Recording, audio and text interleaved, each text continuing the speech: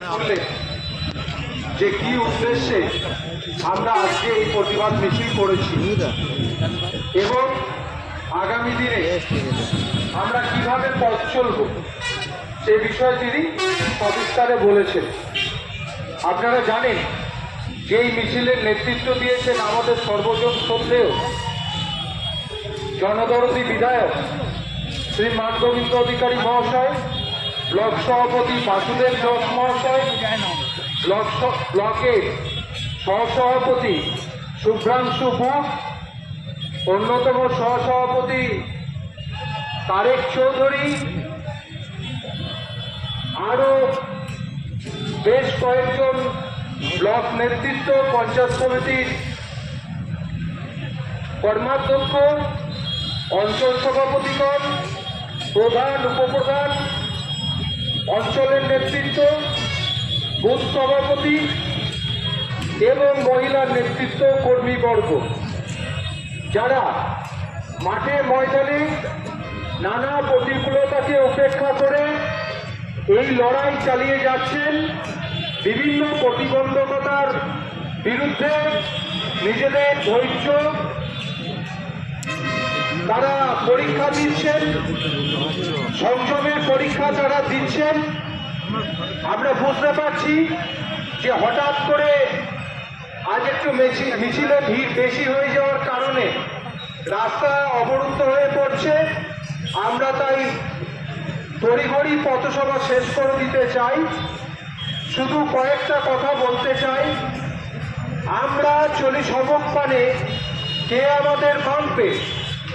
আমরা চলি সমক্ষণে, কে আমাদের বাঁধবে? রইল যারা পিছুর টানে কাঁদবে, তারা কাঁদবে।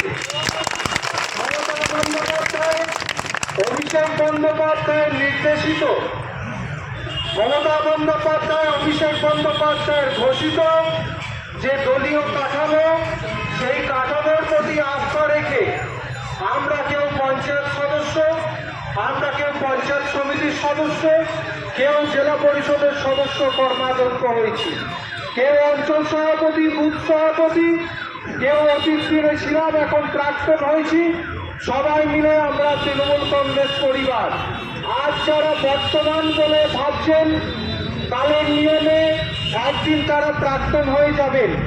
অতীতে যারা বর্তমান ছিলেন তারা বর্তমানে প্রাক্তন রয়েছে।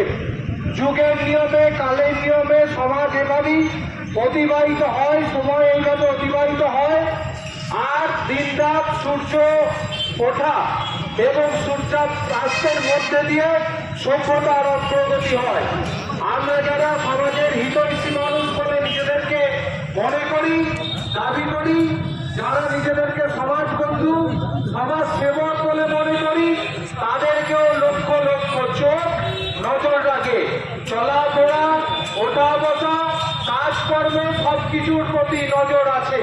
তাই এমন কোনো কাজে জড়াবো না যা আমাদের দলের ভাবমূর্তি শৃঙ্খলাকে কালিমালিপ্ত করতে পারে।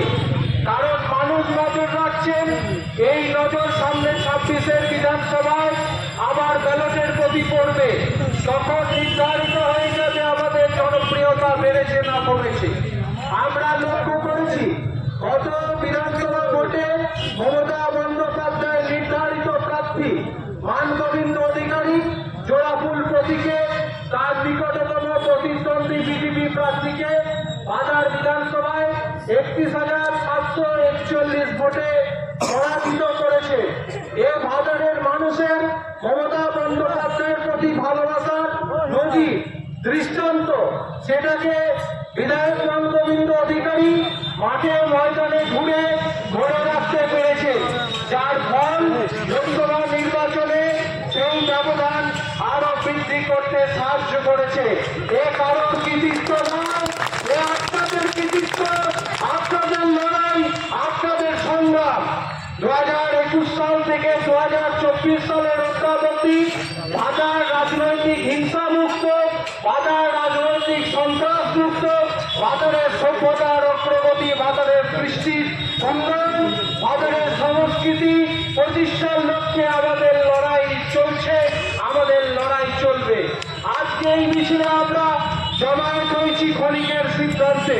দলনেত্রী বলেছেন আপনারা ভারতবর্ষের কেন্দ্রীয় সরকারের স্বরাষ্ট্রমন্ত্রী অমিত শাহ মহাশয়, তিনি সংসদে দাঁড়িয়ে ভারতবর্ষের সংবিধানের খসড়া কমিটির যিনি চেয়ারম্যান ডক্টর বি.আর. আম্বেদকর, যিনি একজন তপশিলি পরিবারভুক্ত মহামানব, তার নেতৃত্বে সংবিধান প্রণীত হয়েছিল, তার উদ্দেশ্যে অত্যন্ত ব্যঙ্গাত্মক মন্তব্য করেছে।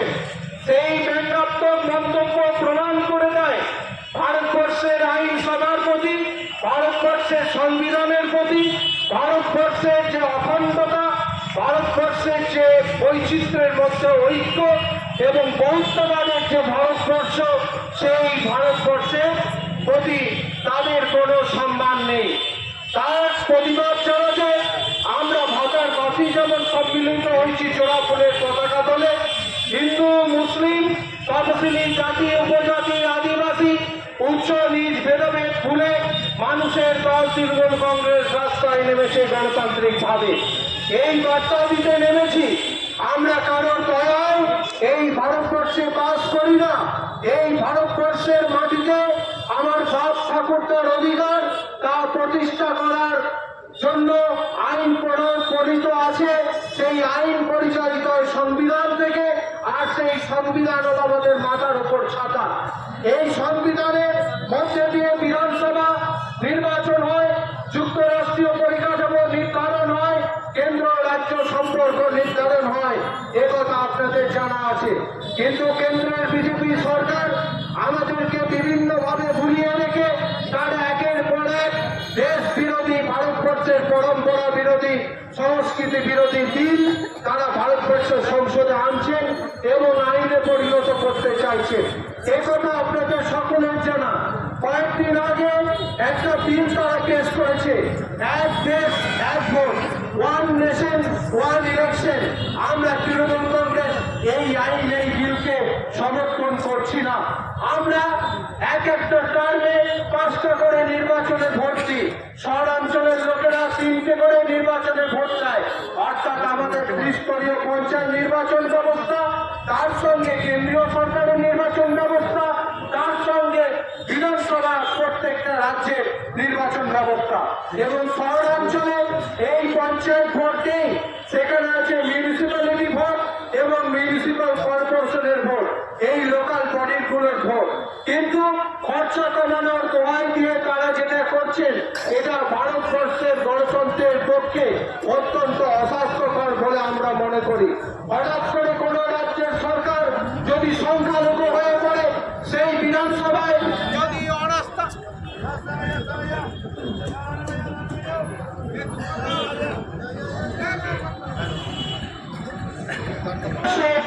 অঙ্গরাজ্যের সরকার যদি হঠাৎ করে সংখ্যালঘু হয়ে পড়ে, তার বিরুদ্ধে যদি বেশিরভাগ বিধায়ক চলে যায়, সেখানে যদি অনাস্থানের প্রয়োজন হয়, তাহলে সেখানে কিন্তু এক দেশ এক ভোট নীতি ধাক্কা খাবে। সেখানকার মানুষের গণতন্ত্র মর্যাদা পাবে না। আবার হঠাৎ করে কেন্দ্রের বিজেপি সরকার বা কেন্দ্র পরিচালনাধীন যে সরকার থাকবে, যারা কেন্দ্রকে পরিচালনা করবে, তাদের ওপর যদি বেশিরভাগ সাংসদের অনাস্থা আসে, সেই অনাস্থা আইনগতভাবে সিদ্ধ করতে গেলে 1 বছর 2 বছর 6 মাস, এমনকি একদিন 24 ঘন্টার মধ্যে অনাস্থা আসতে পারে। তখন পুনরায় নির্বাচনের অন্তর্বর্তী সরকার যদি দায়িত্ব না নিতে পারে, সেক্ষেত্রে পুনরায় নির্বাচনের প্রয়োজনীয়তা হয়ে পড়বে। তখন কিভাবে একসঙ্গে সারা দেশের যুক্তরাষ্ট্রীয় পরিকাঠামোকে মর্যাদা রক্ষা করতে গেলে কিভাবে অন্য রাজ্যগুলো ভোট করা সম্ভব হয়ে উঠবে, এটাও আমাদেরকে ভাবতে হবে। সেই ভাবনা চিন্তা কেন্দ্রীয় সরকারের করা উচিত। নিজেকে বলছেন, কি শুনতে পাচ্ছি না। আপনাদেরকে আমরা দলগতভাবে বলতে চাই, এই মুহূর্তে দেশে কোনোভাবেই সেই পরিবেশ পরিস্থিতি নেই যে দেশে এক ভোট এক দেশ এক ভোট নীতি আইন চালু করা যেতে পারে। এর মধ্যে আমাদের কেন্দ্রীয় সরকারের প্রধানমন্ত্রী নরেন্দ্র মোদীজি, তিনি চাইছেন প্রেসিডেন্সিয়াল রুলের দিকে এগিয়ে যেতে।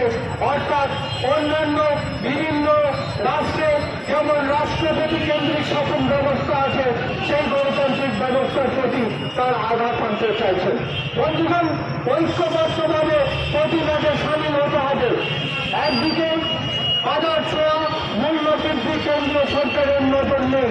সারের দাম বৃদ্ধি পাচ্ছে, কেন্দ্রীয় সরকারের নজর নেই। বিভিন্ন ক্ষেত্রে বেকারত্ব বৃদ্ধি পাচ্ছে, কেন্দ্রীয় সরকারের নজর নেই। মহিলাদের ওপর নির্যাতন হামলা বৃদ্ধি পাচ্ছে, কেন্দ্রীয় সরকারের নজর নেই। আর পশ্চিমবঙ্গের দিকে মহিলাদের সুরক্ষার জন্য যখন আমাদের বিধানসভা থেকে পাস করিয়ে নেওয়া অপরাজিত বিল, যা সামান্য কিছুদিনের মধ্যে চরম শাস্তি অর্থাৎ ফাঁসি বা মৃত্যুদণ্ড এনে দিতে পারে দোষীদের বিরুদ্ধে, সেই বিলকে সৈক্য না করে আজকে রেখে দিচ্ছে কেন্দ্রের দিকে। এই অপ্রয়োজনীয়তা আমরা দেখতে পাচ্ছি। তাই বন্ধুগণ, আমরা বলব আর বাংলাদেশ শিশুতে তো আমাদের দল বলে দিয়েছে যে পররাষ্ট্র নীতিতে কেন্দ্রীয় সরকার যখন তো অবস্থান নেবে, আমরা তৃণমূল কংগ্রেস এবং পশ্চিমবঙ্গের শাসক দল হিসেবে সেই পররাষ্ট্র নীতিকে আমরা সমর্থন ও শ্রদ্ধা জানাবো। আমরা সেই নীতি মেনে, সেই সংস্কৃতি মেনে ভাতারের মানুষের শান্তি শৃঙ্খলা, ভাতারের ব্যবসাদার, ভাতারের চাষি, ভাতারের ক্ষেত মজুর, ভাতারের টোটো চালক, রিক্সা চালক, ভাতারের বেকার, ভাতারের যুবক, ভাতারের মহিলা, প্রত্যেকটা ক্ষেত্রে আমরা সুনিবিড় লক্ষ্য রাখছি, নিবিড় যোগাযোগ রাখছি। তাদেরকে ঐক্যবদ্ধ জোটবদ্ধ থাকার আমরা আহ্বান জানাচ্ছি। আমাদের বর্গলুন 1 কি বলছে, আমাদের বর্গলুন 2 কি বলছে, আমাদের ভাতার কি বলছে, আমারুন 1 নম্বর, আমারুন 2 নম্বর, মাচন্না, বলগুনা, এই তো গেল পূর্ব ঘাটনের কথা। তার সঙ্গে নিত্যানন্দপুর, তার সঙ্গে বনপাস, তার সঙ্গে বামনারা, সাহেবগঞ্জ, রামপুর, মাহাতা, এরবার, এরকম নানাবিধ 14টা অঞ্চল নিয়ে বৃহত্তর ভাতার। এই ভাতার এখনো রাস্তায় নামেনি, সময় অনেক বাকি। আমরা ভাতারের শান্তি শৃঙ্খলা, ভাতারের মানুষের অধিকারের পক্ষে আমাদের লড়াই। ব্যক্তিগত পকেট ভরাতে রাজনীতি করি না, নিজের পকেট ভরি না, কারোর পকেট ভরানোকে সমর্থন করি না। এই সমস্ত পঞ্চায়েত অত্যন্ত স্বচ্ছতার সঙ্গে চলছে, আরো স্বচ্ছতার সঙ্গে চলবে। আগামী 1 বছরের মধ্যে বিধানসভা ভোট, প্রত্যেকটা প্রধান, প্রত্যেকটা পঞ্চায়েত সদস্য, পঞ্চায়েত সমিতির সদস্য, জনপ্রতিনিধিকে আমরা অনুরোধ করব, খতিয়ে দেখে নিন কোথায় কি কথা দেওয়া ছিল, সেই মতো কাজ করতে হবে।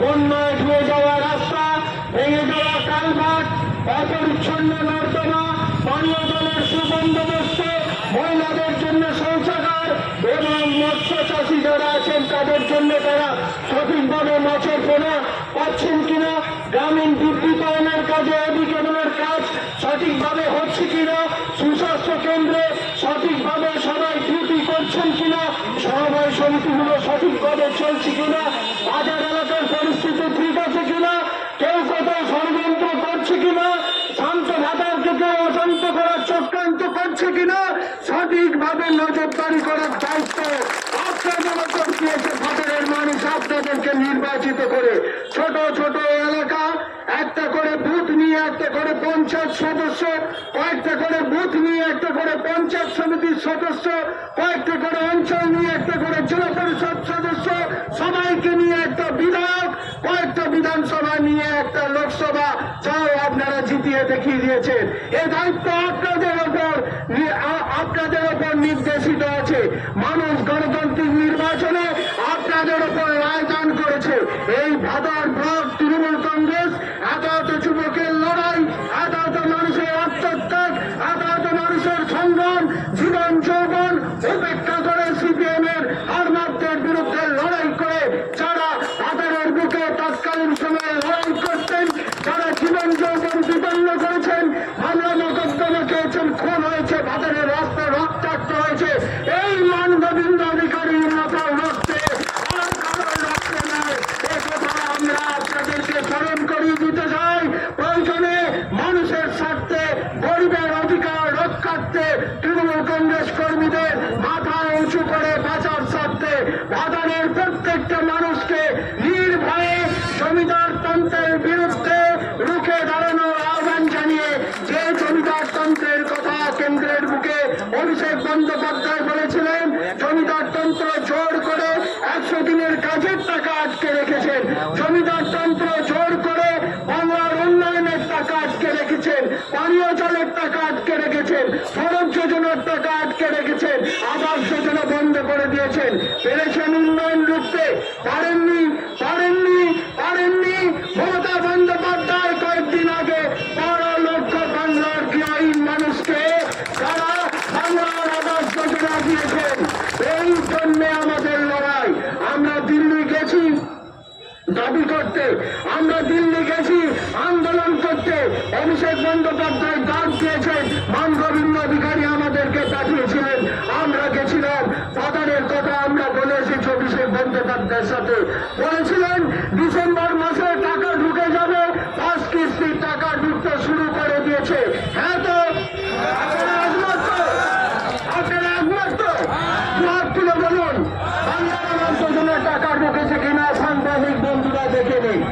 আর বাজারের বিধায়ক মান গোবিন্দ অধিকারী, সিপিএম, বিজেপি, কংগ্রেস সমস্ত রেজিস্ট্রিকৃত রাজনৈতিক দলগুলিকে নিয়ে বাজারের সমষ্টি উন্নয়ন আধিকারিককে নিয়ে বিডিও অফিসে মিটিং করে সকলের হাতে তালিকা দিয়েছেন। কোন সিপিএম বঞ্চিত নয়, কোন কংগ্রেস বঞ্চিত নয়, কোন বিজেপি বঞ্চিত নয়। অপরপক্ষে আমাদের দলের অনেক কর্মী সিপিএম বিজেপি অভিযোগে তাদের নাম বাদ চলে গেছে, আমরা জানি। এটা নিয়েও আলোচনা চলছে, এটা নিয়েও কথা বলবো।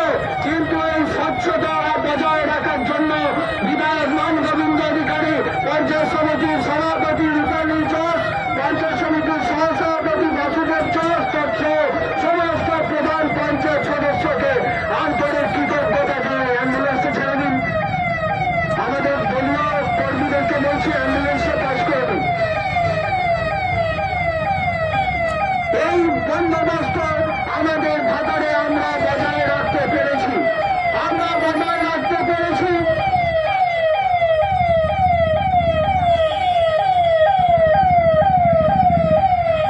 বন্ধুগণ, প্রত্যেকটা অঞ্চলে মিটিং মিছিল সভা সমিতি করার মধ্যে দিয়ে কেন্দ্রীয় সরকারের স্বরাষ্ট্রমন্ত্রী অমিত শাহের এই ভিন্ন যে ভাষা, যে ব্যঙ্গাত্মক শব্দ প্রয়োগ, এ ভারতবর্ষের তপশিলি শ্রেণীভুক্ত মানুষের প্রতি আক্রমণ।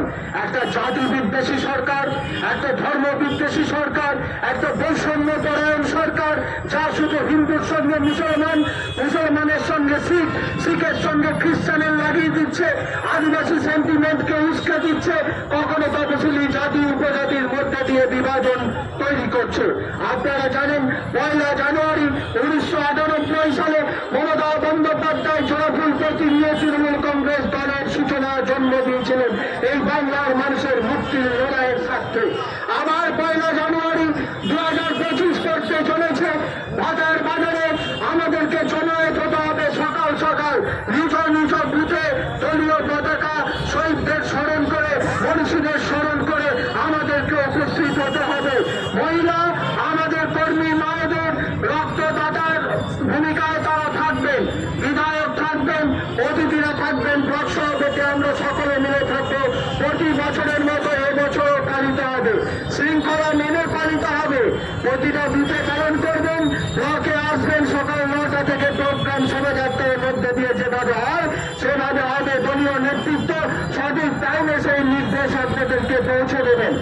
12 জানুয়ারি যুগপুরুষ স্বামী বিবেকানন্দ ভারতবর্ষের অখণ্ডতা, সার্বভৌমত্ব, ভারতবর্ষের জাতিগত, বর্ণগত, ধর্মগত বৈষম্যের বিরুদ্ধে যে বীর সন্ন্যাসী কাশ্মীর থেকে কন্যাকুমারিকা পর্যন্ত পদব্রজে ঘুরেছেন, এই ভারতবর্ষের ঐতিহ্য, পরম্পরা এবং সম্প্রীতিকে রক্ষা করতে সেই যুগ পুরুষের জন্ম দিবস আমরা পালিত করব।